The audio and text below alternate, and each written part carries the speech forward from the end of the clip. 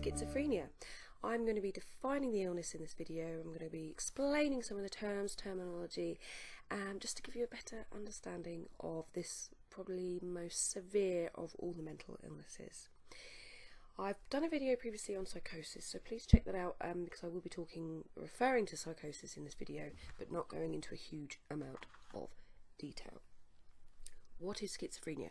I actually want to just start by saying that when one thinks of maybe madness, that when people are completely mad, this is probably where people will go to in their thoughts for maybe schizophrenia, because schizophrenia often displays itself as someone who's very poorly. I personally hate the term madness, love the group, but I don't like the term madness, but I'm just saying some people may see this as a sort of madness. It is not.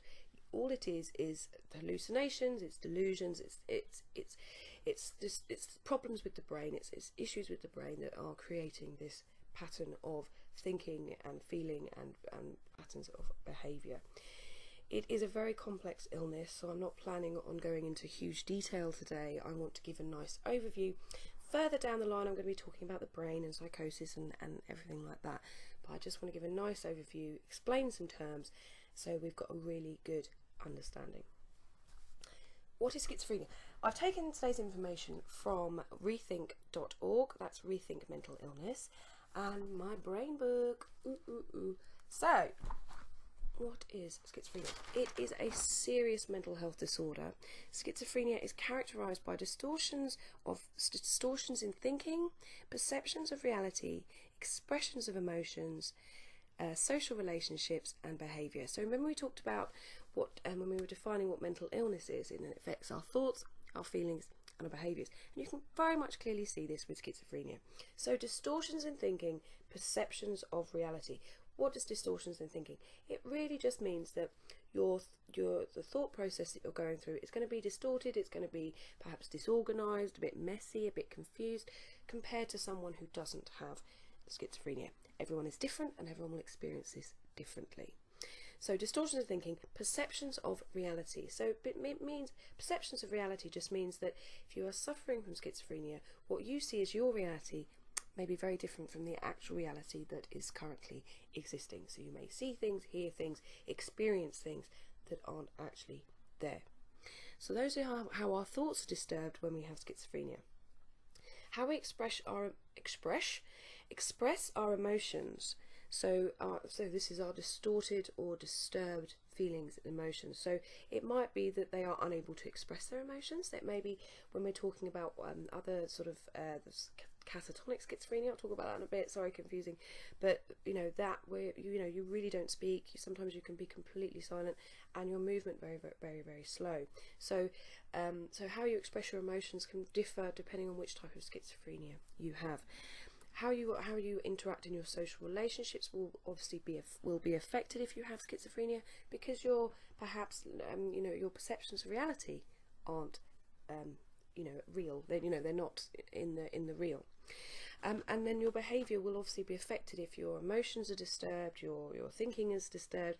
You may behave oddly or strange.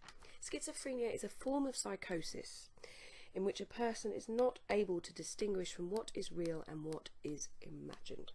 This is why it is the most severe illness, because even with the other severe illnesses such as bipolar and personality disorders, for example, we do have severe distortions in thoughts, thinking and behaviour, but with schizophrenia and psychosis you are experiencing things that aren't real, so it can be very scary. It can be very unnerving for people. It is nothing to do with having a split personality. It's nothing to do with multiple personality disorder. Multiple personality disorder is actually called dissociative identity disorder, and I'll be doing a video on that probably next year. It affects about 1 in every 100 people, and it usually develops around sort of teens to early adulthood. Now, I'm going to take some information from Rethink Mental Illness, and I'm going to go through all the symptoms of schizophrenia. There are 10 altogether, and I'm going to do the list first, and then I'm going to go back over them and explain. Excuse me today as well, because it's a very hot day, and I keep getting a little bit warm. I can't have the fan on because it makes too much noise, and I have to have the windows shut realise there's too much noise from outside. So apologies for this.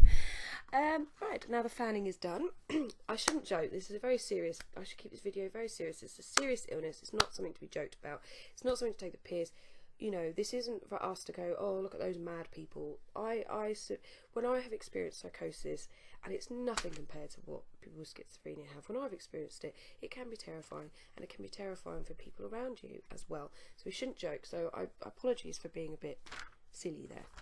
So 10 symptoms: hallucinations, delusions, disorganized thinking, lack motivation, slow movement, change in sleep patterns, poor grooming or hygiene, changes in body language and emotions, less interest in social activities, and low sex drive. Please check out my psychosis video. I've said that too many times now. So hallucinations. What are hallucinations? They are seeing things that aren't there. So, you know, you could be kind of like, okay, I can see something moving on the wall, or I can see someone. I mean, I'm sorry to say, but I had a drug-induced psychosis once, and I've taken too many drugs, and I don't recommend this. This was a lot when I was much younger, and I had a hallucination that a woman walked past my window and waved at me and sort of put her head like that. And that was on the first floor window, so it's very, very scary. And then that was my fault for, you know, and why anyone would want to do that and go into that place. But yeah, sorry, that's a bit of a sidetrack issue. So hallucinations are seeing things that aren't there, and it can be terrifying.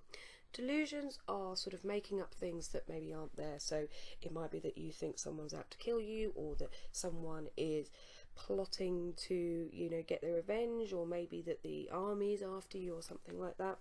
Just, you know, thinking things that aren't really actually real. Disorganized thinking, so being confused, being maybe a bit sort of muddled in your thinking, not able to kind of organize your thoughts in any way. Lack of motivation, probably because, you know, you're battling with all of these things, hallucinations, delusions, disordered thinking, that no motivation to probably do other things is probably really not there. Because, I mean, I know when I'm battling with my distorted thinking, which is nothing compared to this, I find it very hard to get motivation to do other things. So I can imagine for this it's even more severe. Slow movement, this can be very much one of the, you know, there's different sides to this illness, but, you know, one of those things is that, you know, you may move slow, but then you may move quick at another time. It depends on the person, depends on the type of schizophrenia you have. Change in sleep patterns, so if you are being affected, you may be sleeping more, you may be sleeping less, you may poor grooming and hygiene, you may just think, I don't want to wash, I don't want to clean, I don't want to, you know, take care of myself in that way, because you're battling all that other stuff. So give yourself credit. Changes in body language and emotions, so yeah, again, this could be that you are moving differently, and etc. And then, you know, less interest in social activities, so you might not be wanting to go out more. And then low sex drive, well, that, you know, your levels of sort of serotonin and things will go down. You know, you might not, you know, feel like you want to have sex either, because it's just too much else going on. But I want to stress here, everyone is different. Everyone is different, so therefore everyone will experience things differently. Please put information below in the comments. How do you experience it? Can you talk about it? If there is anyone here that is a carer of someone with schizophrenia, then please tell me about your experience. Paranoid schizophrenia, right, sorry, the different types of schizophrenia. Paranoid schizophrenia, most common form of schizophrenia. Hallucinations are present, but thinking, speech and emotions are often relatively normal. So they will just have this real paranoid thought that maybe people are out to get them, out to kill them, that people are monitoring them, things like that. Most common type of schizophrenia. We've then got disorganized schizophrenia, or hebephrenic. Hebephrenic's not as easy to say as disorganized, you can call it one of those. Thinking and speech are confused and disordered, emotions may be flat or inappropriate, behaviour is disorganised and often disrupts everyday activities such as cooking or washing. Next is catatonic schizophrenia. This is rarer than the other types. Some people with this may not talk at all, but there's a general lack of responsiveness to surroundings and immobility. Some cases the person makes a bit strange postures or purposeless movements or repeat overheard words. Next is undifferentiated schizophrenia. which basically means that you'll probably have a bit of each of the diagnoses of paranoid, disorganised and catatonic, but you won't necessarily fit into all of those categories. So that's another area. And then there's the final one is residual schizophrenia. So this is more to do if you've maybe suffered with schizophrenia for most of your life and now your symptoms are becoming significantly less, that you're sort of in a sort of state of almost kind of coming out of suffering from schizophrenia. So that could be another area, and yeah, symptoms are still present but they're significantly less. I will be doing other videos talking about psychosis and the brain chemicals, etc. But I hope that's given you a nice overview. I hope it's given you a better understanding of this most severe side of mental illness. Please leave any questions or comments you have in the space below. Thanks for watching. Please like and subscribe if you haven't already.